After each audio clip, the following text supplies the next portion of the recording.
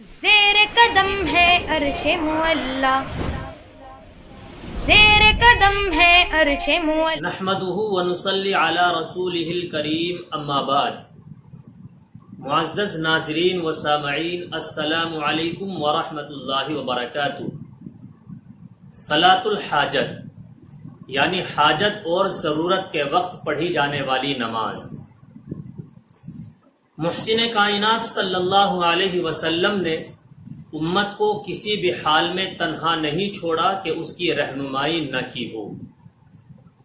انسان کی بے شمار ضرورتیں ہوتی ہیں، حاجتیں ہوتی ہیں، تو ایسے موقع پر آقا رحمت صلی اللہ علیہ وسلم نے ارشاد فرمایا کہ صلاۃ الحاجت کی 2 رکعت نماز پڑھیں اور اس کے بعد اللہ سے اپنی ضرورت کو مانگے، اللہ کی ذات پر یقین رکھتے ہوئے جو بھی دعا مانگی جائے گی انشاءاللہ اللہ آپ کی دعا کو رد نہیں فرمائے گا۔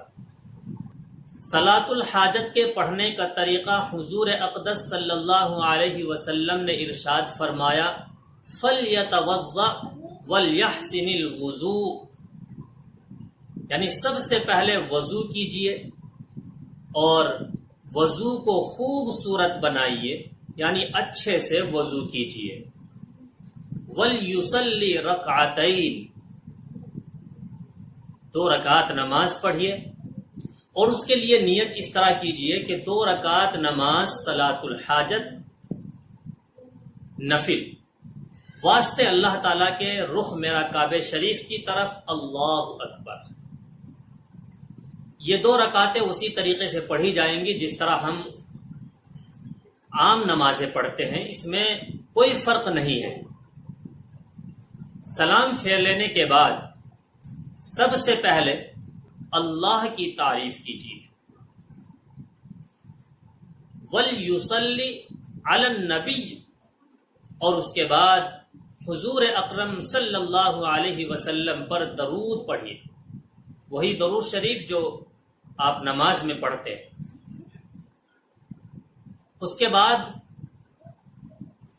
ثُمَّ لْيَقُلْ، اور یہ کہیں، لا الہ الا اللہ الحلیم الکریم سبحان اللہ رب العرش العظیم الحمد للہ رب العالمین اسألک موجبات رحمتک وعظائم مغفرتک والغنیمت من کل بر والسلامت من کل اثم لا تدع لی ذنبا الا غفرتہ ولا ہما الا فرجتہ ولا حاجتا ہی لک رضا الا قضیتها یا ارحم الراحمین۔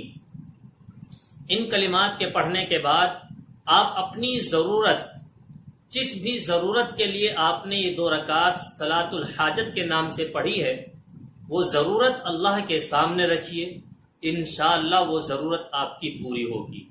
وہ ضرورت یا تو اللہ سے وابستہ ہوگی، مثلا کوئی شخص بیمار ہے، بیماری سے صحت پانے کے لیے، شفا حاصل کرنے کے لیے یہ آپ کی ضرورت ہے، تو اس ضرورت کو اللہ کے سامنے رکھیں، انشاءاللہ شفا ملے گی۔ اس کے علاوہ کاروبار کی ترقی کے لیے یہ آپ کی ضرورت ہے کہ ہمارے کاروبار میں خوب ترقی ہو، تو اللہ سے آپ کاروبار کی ترقی کے لیے دعا کیجئے۔